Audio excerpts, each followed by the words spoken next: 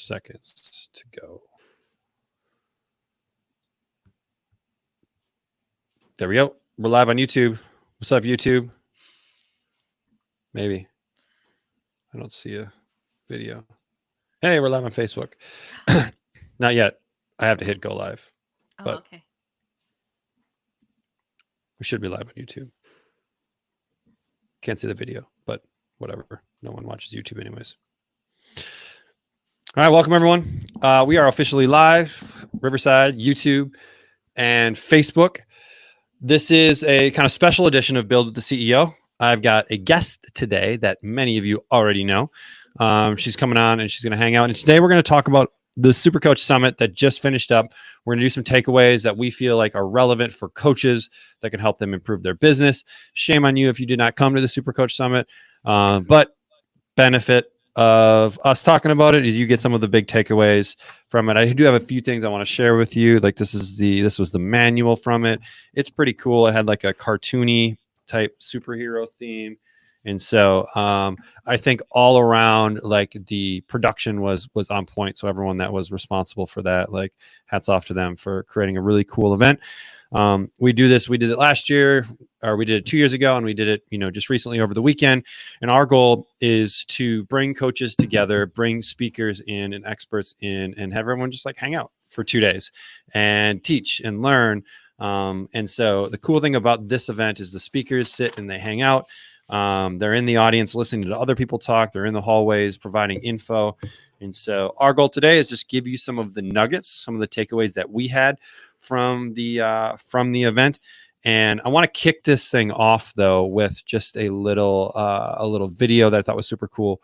I want to highlight this. I think Juan did an amazing job with this video. He actually got it done before the event even ended, so we were able to show it at the conclusion of the event. So I'm gonna share the right screen, and then we're gonna hit play, and hopefully you get audio.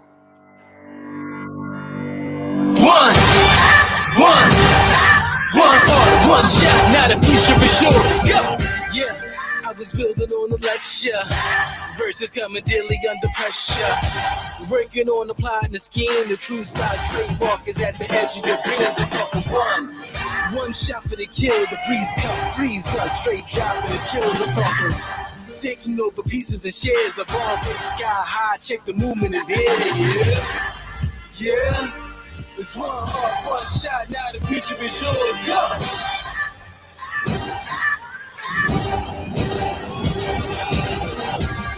I'm turning dreams into reality. In the lab with the formula and chemistry. Your memories spark to motivate and make the industry shake. We put the bars in the brakes. I'm talking one chance at best, yes. Painting pictures for the culture, keep the brushes fresh. Flip the cover, work the drummer, passion never rests. Freedom is a teacher under pressure, now we blessed. See, I was so good for the glow. There's one heart, one shot, now the future is yours. Go! Yeah. It's one heart, one shot, now the future is yours. Go! There you go. So that's the work of Juan Ma. Super talented. Put that together over the event. I think that did actually a pretty good job of embodying like the energy of the event. So this isn't about the event. The event's over. You missed it if you didn't go, and maybe there will be another one. Maybe not. I don't know. We'll see. FOMO. So if you weren't there, you should probably have a little bit of FOMO. Right. If everyone comes up, you should come to the next one. So, all right, let's talk through the event, some takeaways. Both of us are still coaches, right? Ashley runs a facility. I still coach. I'm still with clients. And so we were there just as much of helping execute the event as we were like listening and learning from people and attendees and that kind of stuff. And so that's what today I want it to be all about, is really some of those takeaways from the event. So Ashley, I want you to just kind of kick it off on any takeaways that you had, any major takeaways that you had from the event. I had so many, but I'm going to go with at the very end of the event, Nick closed it out and he went live on stage and he was standing and we were on his back and he's recording and talking. And we all have such a fear about getting on camera and talking to our audience. And he literally stood on stage, recorded us all in the background, and then posted a reel at the end of it, which I thought was really kind of fun. And it's just that like, there's no right or good time to do it. Just do it. And it was really like this you finished all of this, you guys went here and you have the ability to take action. And the action can be as simple as standing there right there at the end of conference and sharing what you learned and some takeaways on how you're going to help. But not to be afraid to get on camera. Like, and that's going to be an overliking theme that I got from a lot of speakers, that like how important people seeing you is for communication. That, and even for authority and brand building as well, right? Like we talk about this a lot in the online world. If you are an online coach, video should be at the core of what you do as an online coach, because you don't get face-to-face in person. And so you build connection through seeing people, right? We build connection through video, and you can augment that and scale it through things like Coach Catalyst, whether it's lessons. You can do it through the messenger if it's one-to-one, or doing it to an audience, right? And especially if you know who you're speaking to. I think the challenge a lot of people run into is they're not super clear on who they're speaking to. And so then it makes it really hard to create content, because it's like, am I just creating content to create content? Or like, if I know who I'm talking to, it's just like help that person, or share about yourself, or a thing that you learned, or a thing that's going to help you that then that person can relate with. It doesn't, I don't think, always have to be like straight education. It can just be like, hey, here's what I learned. Here's what my takeaways. Yep. So one thing that I kind of got away. So I have like 3 major things, and I'll kind of go one at a time just so that we'll kind of go back and forth here. But the number one thing that I got from this is like being a great coach, right? And it's kind of given, right? I think like just being great at your craft. Like a lot of people kind of take that for granted, but like the people that showed up in the room were trying to be great at their craft. And so like, what are you doing, even if you're 5 years in, 10 years in, 15 years in, to like continue sharpen the sword, right? Or have we gotten complacent a little bit on our skill set, right? What's the next level that you can go to? And that's one thing that I've actually found to be helpful in re-motivating or re-engaging myself. If I ever feel like I'm getting a little bit stale in my coaching, I go and learn something new, because then I get excited about teaching that to my clients, and it's almost like it's coaching all over again. And so how can you go to that next level? And so like all of this, like you can be the best marketer in the world, you can be the best branding expert in the world, you can do all of that, but if you're just not great at your craft, it doesn't matter, right? You might get clients, but you won't keep clients. And so being great at your craft first and foremost, I think builds a foundation that allows you to then build a business on that can be successful for a long time. What do you got? What's your next one? Oh, so communities. Like, so there were a couple different talks about communities and building your community and what that looks like. And there were talks about live events, and there were talks about this and all of that kind of stuff. But I feel like so many people give up on communities so early. And Holly Raisby had this really great thing about building a community is hard. Like, it's hard, and you have to keep showing up to be able to do it. And I just think that's a big overarching thing that I see in the fitness industry, or just the coaching industry as well, is like people think they're just going to walk online and have 7 million followers on YouTube or Instagram or wherever you are, and you're going to have all these things and it's just going to be easy. And it takes time. Building your community is hard because you have to be in there and taking action all the time. You really have to put the effort in. And whether that's learning your craft, whether it's building your community, whether it's building a presence as an expert on the internet, like I used community as a thing. It's so important, but your great community will follow you everywhere. And I like that really meant a lot to me because it hit the nail on the head. If you guys didn't know, when I first moved to Mississippi, I trained at one gym, I trained in another gym, I trained in another gym. 25 clients moved with me, all 3 of those locations. They still all train with me today. So that tells me that I built a really great community, that my clients are willing to follow me wherever I go. Right. And like, it's just such a thing to remember, like building a community takes time, because when I first started training in Mississippi, it took me probably 2 years to have a full training business. And I have been training for 20 years, which is very frustrating and can be very emotional, even when you are the expert. But you have to, like, my location changed and I had to make myself the expert where I am. So like change is hard, but also like you can set yourself up, but you have to put in the work. Right. Community can take many forms as well. I think most people just think about community as like a community in Coach Catalyst, right? Like that is a form of a community, right? And I would consider that like the innermost circle of your community. Those would be like your clients that you're working with, that you also want to engage with each other. But there's a piece of like something with that inner community is maybe you don't have the personality or you want to dedicate time to fostering relationships between your clients. Like, that's cool. You don't have to do that, but you probably should be looking at building community elsewhere, whether that's through your socials or locally building a community, because that's going to help drive your coaching business, right? You could start a local run club, a local meetup.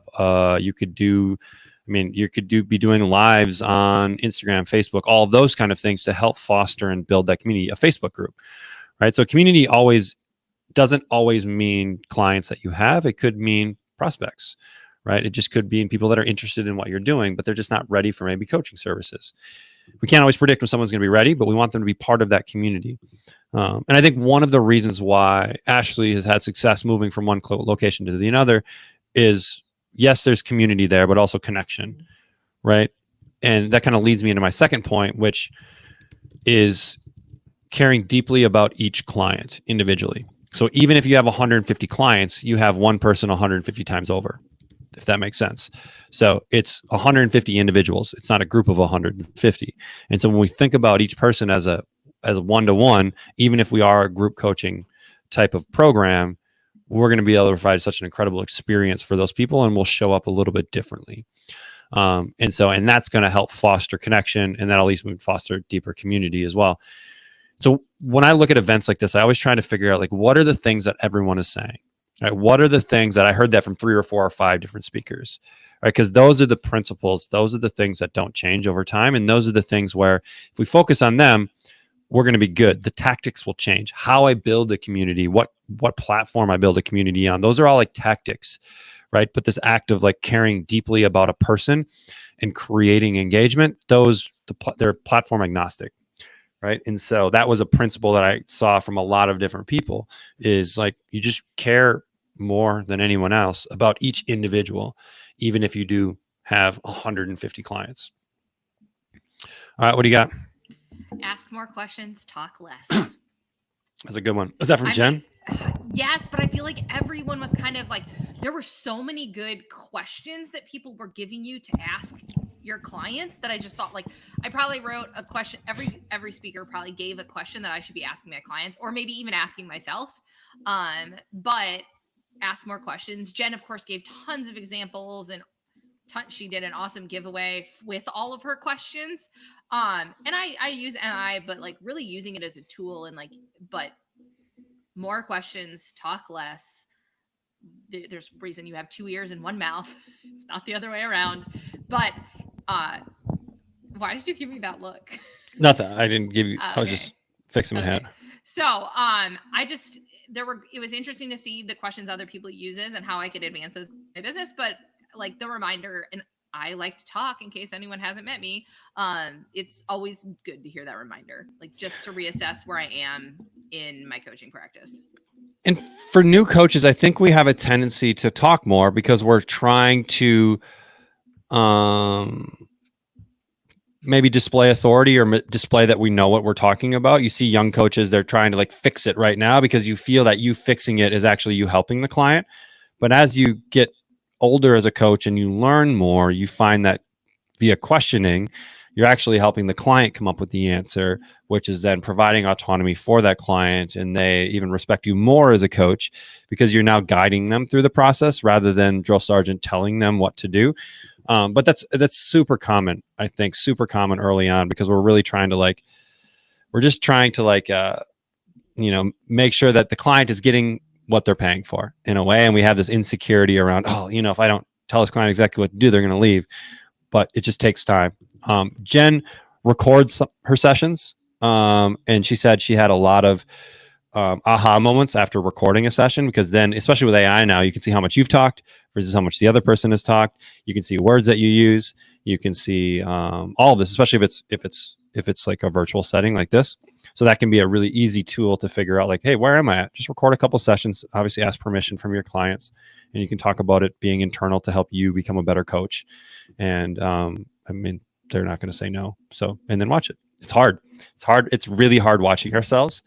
I always had a hard time with this in college with watching game film and things like that, watching myself, right? Because you always come up with you're always trying to defend what you're doing, right? You're like, I was in that position because this or that. It was like, you're in the wrong position. Like, And yeah, I was in the wrong position. Like film doesn't lie, right? And so, but when we watch film, we get better, and then we can be better in the future. So, I think you just answered that one. All right, I got the next one.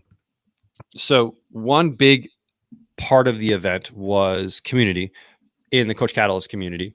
And so I encourage people to sit next to new people. When you come back from lunch, sit in a different spot.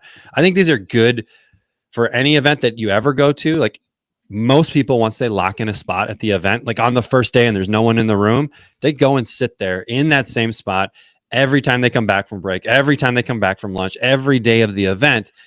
And while that feels comfortable because I'm going back to the same spot, you end up sitting next to the same people all the time. And so you, by sitting in a different spot at every, like, let's say you sit in one spot at the beginning, lunch, right? And you do that every day, you're going to probably 4 or 5x the number of people that you meet at that event, because while you're waiting in between breaks, you just, turn over to the person next to you and be like, hey, what's up? Where are you from? What's your name? What's your deal? Right. And now I've met 8-10 people just in the room rather than just 2 or 3. And most events, it's a numbers game. Like you just meet one person that you resonate with, that goes deep, that now that maybe becomes a business down the road, or they're on your podcast, or they do a collab with you, or things like that. But it just takes getting out there and meeting other people. And it's a lot less awkward to go to the person sitting next to you to say, hey, my name is Trevor, rather than like a random person walking down the hallway and we stop them. You're like, hey, I'm Trevor. Like that's maybe a little bit more awkward, right?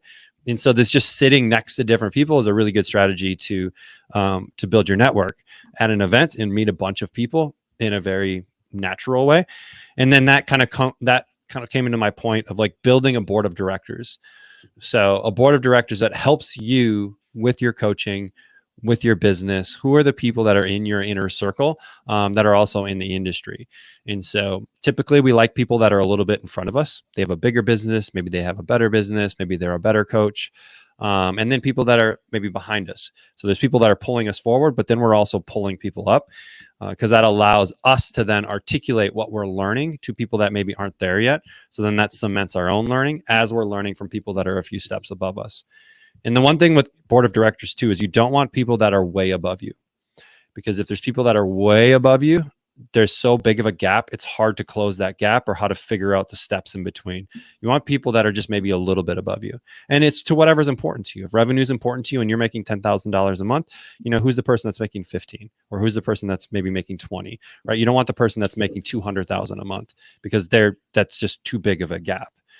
Right? Or if time freedom is important to you, who is the person that works 2 hours a day on their business, right? Or who are the people that work 5, or whatever that is, right? Whatever those values are, but you don't find that out without talking to people. And then it's just a matter of following up. Like the world has become such a connected place, if you want it to be, where someone could live on the other side of the world and you can communicate via social media, right? And meeting from an event. So that was a big takeaway, or a big principle that I saw with a lot of people talking about, is building your network and using live in-person stuff, because that's really the value of live. That is absolutely the value of live. The information is great, but you can get the information from a virtual, you can get the information from YouTube. It's that information live, being able to engage with the speaker afterwards or catch them in the hallway, and then all the other people that are engaging at the same time, and then being able to connect with them. So, which I think is ultimately more valuable than probably even the information. So that was mine. Build a board of directors. All right, what do you got? I mean, you said you're 3. You had 3. We're gonna do more. I thought we can do. I mean, I'm out, but I can probably come up with some as we come along here. I just only came up with 3 because you said 3, and then I just stayed there, and now you're putting me on the spot. Now I'm putting you on the spot. I don't know. What's an off the cuff one? You're gonna make me do the thing that I just did my spiel on at the beginning of this, aren't you? That's well, I mean, we can talk about some aha. So let's talk about this. Based upon what you heard at the conference, what are some changes that you think you're going to make in your business? I could have just gone on with what we were talking about. Okay. But there might be other things as well. But so I am going to say, when you go to a conference and you read the title of what someone's talking about, don't think that's the only thing you're going to take away from that conversation. So I don't run ads in my business. I don't really think I want to run ads, or I didn't think I wanted to run ads. I might do it now. Ashton made me feel like I could do some things and run some ads and it would be okay. So anyways, he's talking about this and he puts on the screen about running the ad and like he puts the image. And I always think about the images on social media of people wanting to lose weight. And they always kind of sit with me kind of like, because I don't really run a weight loss business. And I've never said that out loud. And now I'm going to tell you I'm a coach and I don't coach weight loss clients. Not that I won't, or not that there's not a potential that it could be, but I don't coach weight loss clients. If you want a 1,200 calorie meal plan, you want an actual meal plan for you to follow, or you want workouts that are going to crush your soul and make you feel like they're going to help you get to your goals, I'm not your girl. And for a long time, I tried to figure out how to make those clients fit into my business. But I realized listening to the guy talking about ads, that's not how I run my business. So that like, why am I trying to advertise to those kind of people? My goal is to help people perform better. And that we can go in a whole bunch of different spiels, like who that is and what that is. But it really had me taking away that like I help people with performance, and performance can be different for my 17-year-old athletes in the gym to my 86-year-old clients. But my goal is to help people perform better.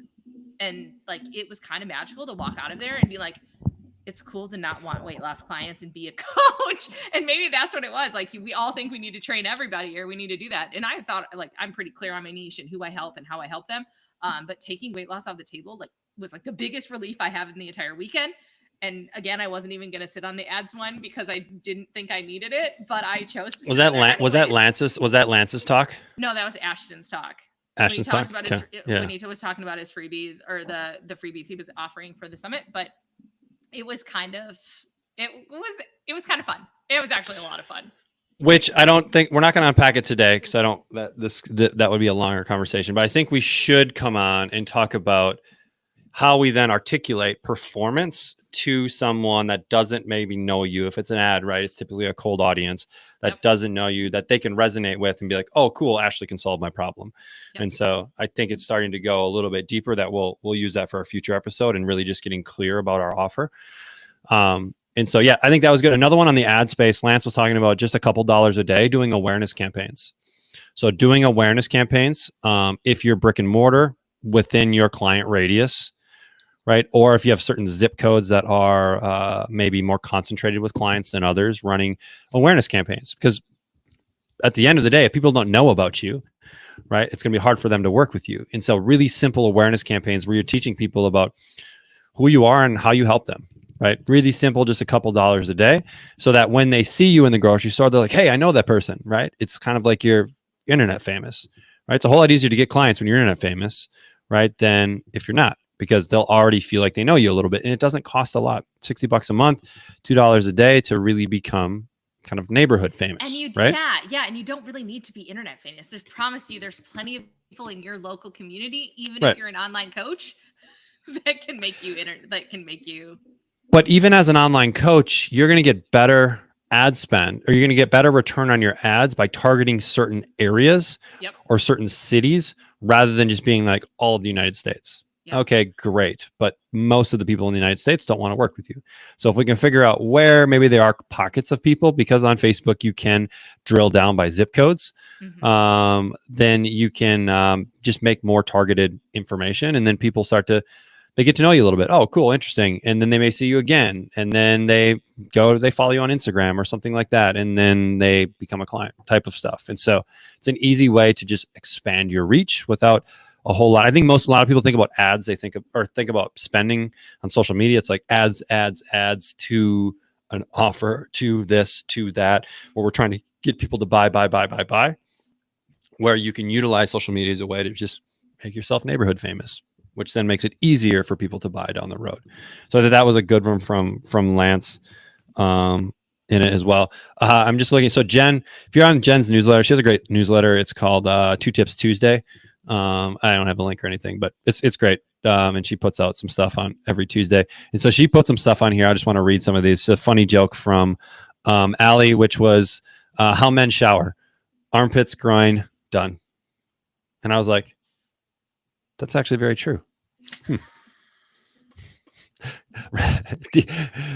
Question for you. Do you wash your feet when you're in the shower?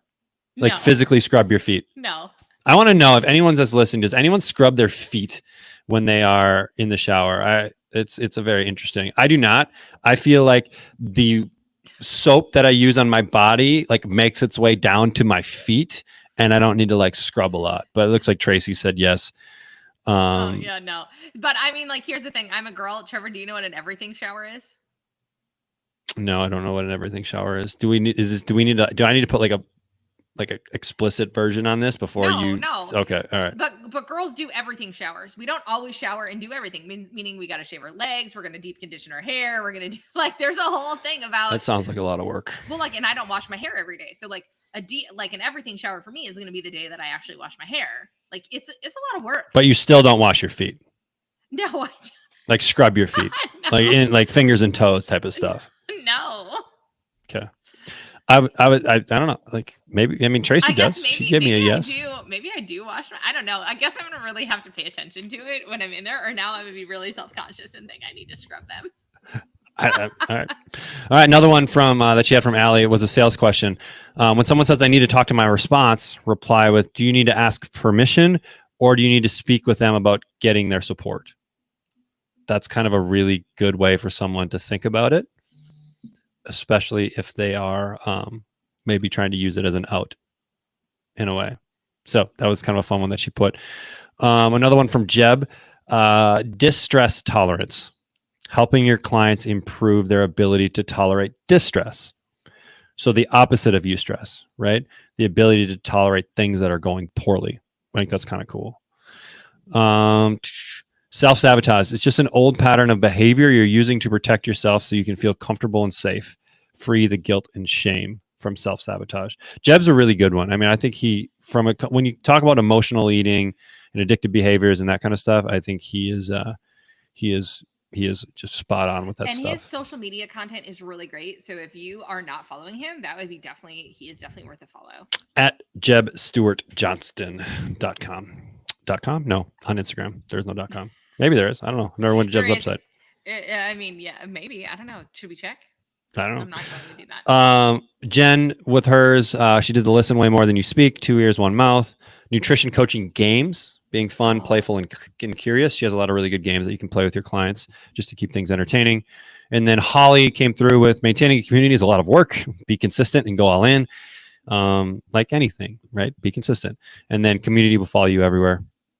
Make daily debate. Did you like read Jen's letter or Jen's email and then like no. I listened to Jen's talk where she told me to write 1, 2, 3 down for any of the yeah, conversations that's what she that did. I have. Yeah. And, well, I thought that was a really interesting takeaway. I've never done that before at a conference. So when I sat in on talks, I wrote 1, 2, 3 on my paper and I took notes. And yes, it's really funny. I'm like, oh no, that is what I said. But yes.